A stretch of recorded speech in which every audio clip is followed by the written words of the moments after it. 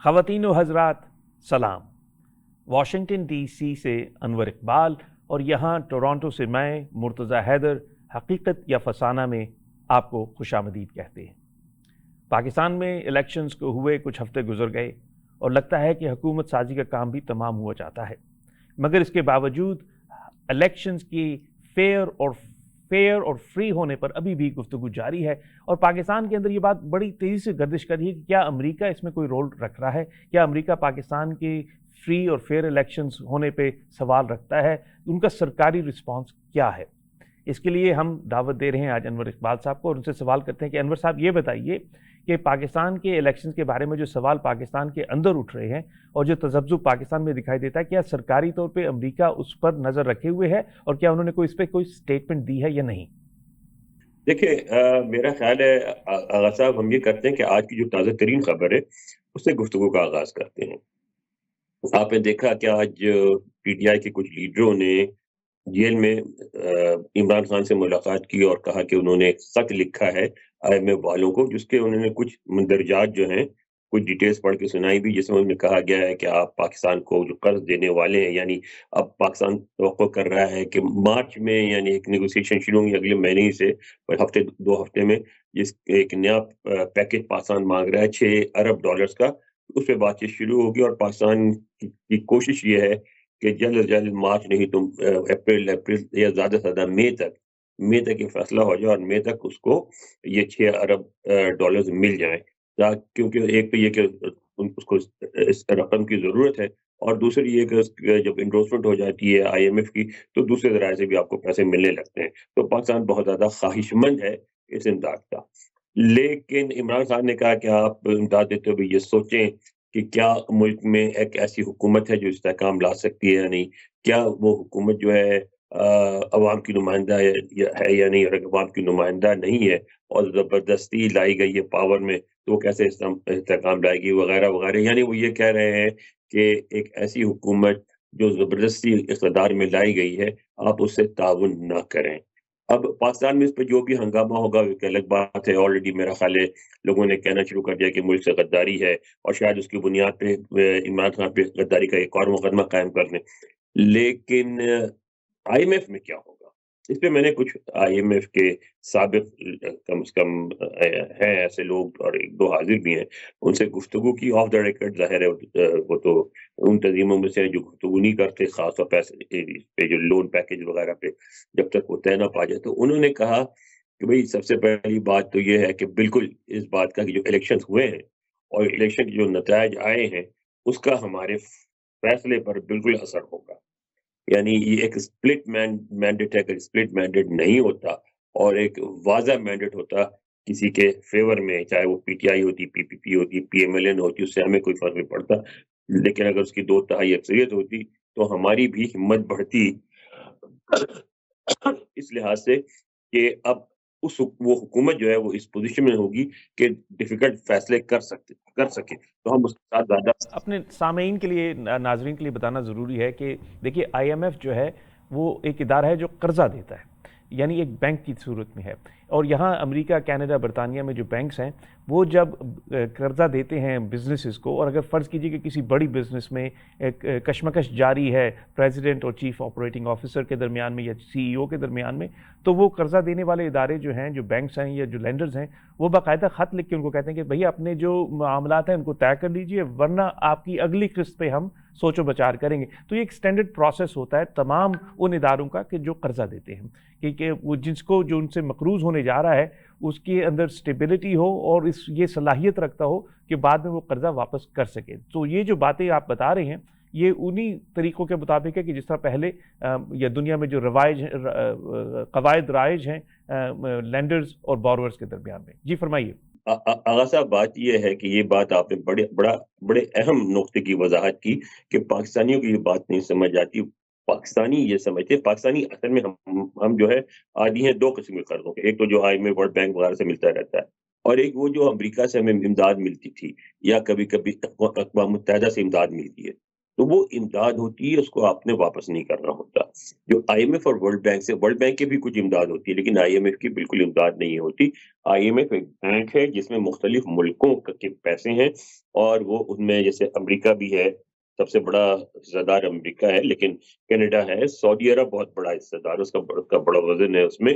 اور ممالک ہے، چین ہے بہت بڑا حصہ دار. تو وہ سارے ملا کے، اور آپ دیکھیں گے کہ جب بات آتی ہے پیسوں کی، تو کیا چین، کیا سعودی عرب، سارے جو ہیں وہ ایک ہو جاتے ہیں، اور جو آئی ایم ایف کا موقف ہے اس کی حمایت کرتے ہیں کہ بھائی بات یہ ہے کہ اگر آپ کسی بھی ملک کو، اگر آپ 1 ارب یا 2 ارب یا 10 ارب ڈالر قرض دے رہے ہیں، تو کیا وہ ہمارا قرض واپس ملے گا یا نہیں. اور اگر قرض واپس ملے گا تو وہ دیکھتے ہیں کیسے ملے گا. یعنی وہ ملک اس کو لے کے سارا خرچ کر دے گا، یا کسی تجارت میں لگائے گا، کسی طرح سے مزید پیسے جنریٹ کرے گا جس سے وہ اپنے مسائل بھی حل کرے اور ہمارا قرض بھی واپس کرے. تو سوال یہ ہے کہ یہ تو ساری باتیں ہمیں سمجھ میں آ گئیں، لیکن وہ جو امریکہ کی ریاست ہے، جس میں جو میں وائٹ آ ہاؤس رہا ہے، ہوں، اسٹیٹ مگر ڈپارٹمنٹ. یہ بات بڑی اہم ہے جی. کہ اس کو ہم کلیئر کر لیں کہ اب آئی ایم ایف کرے گا کیا. ہم نے اس کو طے نہیں کیا. اب آئی ایم ایف یہ کرے گا کہ بالکل ان کے لیے یہ بات بہت اہم ہے کہ وہاں ایک اسٹیبل مستحکم حکومت ہوتی جو بڑا مینڈیٹ لے کے آتی، نہیں آئی. اب انہیں پتا ہے کہ چاہے وہ پی ٹی آئی اور پیپلز پارٹی بنے، پیپلز پارٹی یا مسلم لیگ بنے، یا مسلم لیگ اور پی ٹی آئی بنے، دونوں صورتوں میں یہ ہر صورت میں یہ حکومت جو ہے ایک اقلیتی حکومت ہوگی، اور اس میں استحکام نہیں ہوگا. اچھا، کیونکہ فیصلہ کیا گیا ہے کہ سب سے بڑی جو پارٹی ہے اس کو باہر رکھا جائے، تو اس کی وجہ سے یعنی پی ٹی آئی کو عدم استحکام زیادہ ہوگا. تو یہ بات آئی ایم ایف کے فیصلے پر اثر انداز ہوگی، اور عمران خان نے بڑی ہوشیاری سے ایک ایسی چال چلی ہے جس میں ان کے خط کا اثر ہو یا نہ ہو، لیکن وہ بہت آسانی سے یہ امپریشن دے سکیں گے کہ ان کے خط کی وجہ سے آئی ایم ایف جو ہے وہ تشویش میں پڑ گیا. کیونکہ آئی ایم ایف وہ خط لکھتے یا نہ لکھتے، آئی ایم ایف نے تشویش میں پڑنا تھا، اس لیے کہ ایک ایسی صورتحال میں آئی ایم ایف 10 دفعہ غور کرے گا. اور یہ نہیں کہہ رہا کہ وہ آپ کو قرض نہیں دے گا، لیکن وہ جو پیکج دے گا وہ بہت سوچ سمجھ کے دے گا، اور اس میں بہت زیادہ کڑی شرائط ہوں گی. تو بالکل. یہ تو اس سے ضرور. پہلے بھی انہوں نے، آئی ایم ایف نے جب نیگوشیشنز کی تھی، تو انہوں نے باقاعدہ تمام پارٹیوں سے، سرکار میں اور اپوزیشن میں، ان سے گفتگو بالکل کی کیا تھی. ہے. کیونکہ اصل جو مسئلہ ہے وہ یہ ہے کہ پاکستان میں اکنامک پالیسیز کی سٹیبلٹی بڑی ضروری ہے، نہیں ہے کہ لوگ ایک پارٹی آتی ہے، پھر وہ دوسرا اس کو ریورس کر دیتی ہے، پھر آگے بالکل تو اس صورت میں ملک چلتا نہیں ہے، اور جو لینڈرز ہیں وہ کافی پریشان ہوتے ہیں کہ آپ جو ہے کوئی بھی پالیسی اکثر چلا جو نہیں ہے پاتے. آئی ایم ایف کے ساتھ اکثر اپنے سمجھوتے پورے نہیں کر سکے، جو ہم نے معاہدے کیے وہ ہم پورے نہیں کر سکے، اور اس کی وجہ سے جو بھی بین الاقوامی ادارے ہیں ہم سے کوئی بھی معاہدہ کرتے ہوئے ہچکچاتے ہیں. اور اس وقت وہ ان کی جو تشویش ہے، جو ان کی ہچکچاہٹ ہے، اور بڑھ جائے گی. اور میں سمجھتا ہوں آئی ایم ایف سے آنے والی جو نیگوشیشن ہیں وہ عمران خان کے خط کے بغیر بھی بہت دشوار ہوتے، اور اب مزید دشوار ہو جائیں گے. بالکل صحیح. اب آپ بات کر رہے تھے امریکہ کی. امریکہ نے صاحب ایک انتخابات کے اگلے دن یعنی 9 تاریخ کو ایک بیان ایشو کیا تھا. اس میں انہوں نے بات کی تھی کہ دیکھیں جی، یہ ہمارے لیے بڑی خوشی کی بات ہے کہ پاکستان کے عوام جو ہے وہ انتخابی مرحلے سے گزرے، اور انہوں نے کچھ اپنے نمائندے جو ہیں وہ منتخب کر لیے ہیں. اور پھر انہوں نے یہ کہا تھا کہ اس وقت بالکل وعدہ نہیں تھی کس کی حکومت بنے گی، کیا ہوگا، کیسے نہیں ہوگا. انہوں نے کہا جس کی بھی بنے حکومت، چاہے پی ٹی آئی کی ہو، پی ایم ایل این کی ہو، پی پی پی کی ہو، ہم پاکستان کی آنے والی حکومت سے تعاون کریں گے. ہم پاکستان اور امریکہ کے معاشی تعاون کو بڑھائیں گے، ہم ٹریڈ میں اضافہ کرنے کی کوشش کریں گے، اور ہمارے جو اسٹریٹجک ریلیشن شپ ہے اس کو بھی ہم مضبوط کرنے کی کوشش کریں گے. یعنی پیغام یہ تھا کہ حکومت کوئی بھی ہو، تعلقات میں فرق نہیں پڑے گا. اچھا، اب وہ جو اس کے بعد یہ ہوا کہ 2-3 دن میں دیکھا آپ، 2-3 دن تک نتائج جو ہے اس پہ بحث ہوتی رہی، پھر آئے اور متنازع بن گئے. متنازع بننے کے بعد یہ ہوا کہ اب سے اس دن یعنی 8 فروری سے اب تک میرے خیال ہے 8-10 دفعہ یہ مسئلہ اقوام متحدہ کے دفتر خارجہ کی بریفنگز میں، وائٹ ہاؤس میں، اور دیگر جگہوں پہ بار بار اٹھایا گیا ہے، یو ایس کانگریس میں اٹھایا گیا ہے. تو اور ہر جگہ جو ہے یہ بات، اس بات کی نشاندہی کی گئی ہے کہ اس میں سب سے بڑی پارٹی جو ہے وہ پی ٹی آئی ہے، اس کو باہر رکھا گیا ہے، اور جس کی وجہ سے استحکام نہیں آئے گا. پھر یہ بھی کہا گیا کہ ملک جو ہے معاشی بحران کا شکار ہے. پھر یہ بھی کہا گیا ہے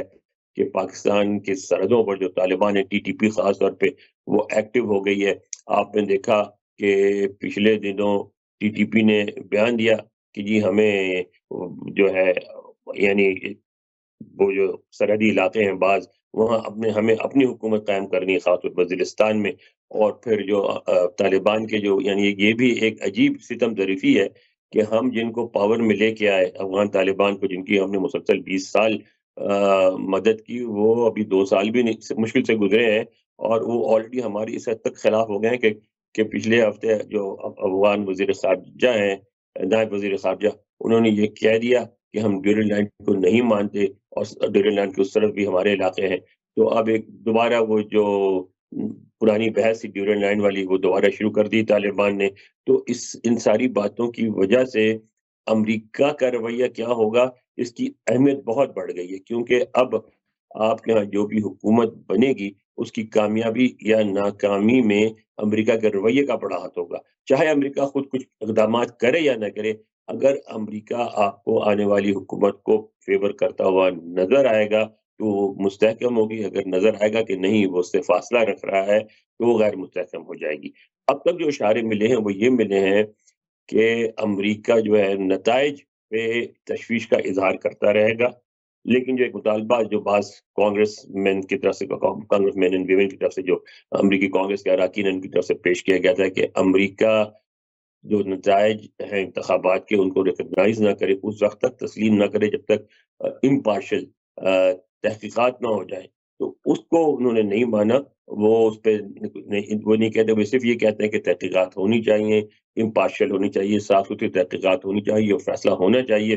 کہ بدعنوانی ہوئی ہے نہیں ہے، ووٹر ریگنگ ہوئی ہے نہیں ہے، انٹیمیڈیشن یعنی ووٹروں کو ڈرایا دھمکایا گیا یا نہیں ڈرایا دھمکایا گیا ہے۔ پھر انہوں نے اس کا بھی ذکر کیا، وہ جو کمشنر راول پنڈی والا بیان تھا اس پر بھی اٹھایا گیا، اس پر بھی انہوں نے کہا کہ نہیں ہم تحقیقات کا مطالبہ کرتے ہیں، لیکن انہوں نے کوئی ایسا انڈیکیشن نہیں دیا کہ جو سوالات اٹھائے جا رہے ہیں اس کی وجہ سے وہ انتخابات کو نہیں مانتے، بلکہ وہ کہتے ہیں کہ انتخابات ہو گئے اور ٹھیک ہو گئے، اور وہ کہ جو حکومت اگر کوئی کولیشن حکومت بنتی تو اس کی 3 یا 4 دفعہ امریکی دفتر خارجہ کے ترجمان نے کہا کہ برطانوی پارلیمانی نظام میں کولیشن گورنمنٹ کوئی اچنبھے کی بات نہیں ہے، ہر جگہ کولیشن گورنمنٹ بھی ہی بنتی ہے، اور یہاں بھی بن گئی تو ہمیں کوئی حیرت نہیں ہوگی، اور ہم اس کولیشن گورنمنٹ سے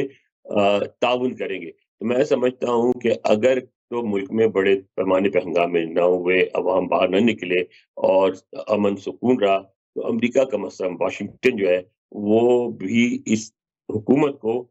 مانے گا اور ان نتائج کو تسلیم کرے گا اور ان کے ساتھ تعاون کرے گا، لیکن کھلم کھلا نہ وہ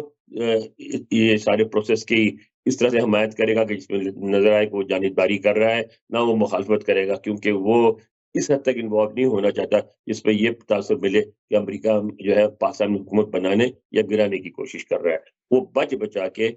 اس حکومت کو سپورٹ کرتا رہے گا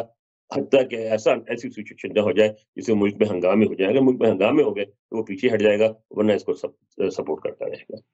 بہت شکریہ انور اقبال، آپ نے سنا ناظرین کہ امریکہ جو ہے وہ بڑی باریک بینی سے پاکستان کے حالات پر نظر رکھے ہوئے ہے، لیکن وہ مداخلت کے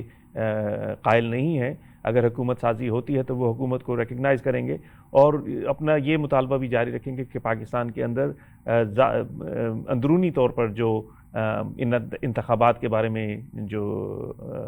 لوگوں کے اعتراضات ہیں ان کا حل نکالا جائے۔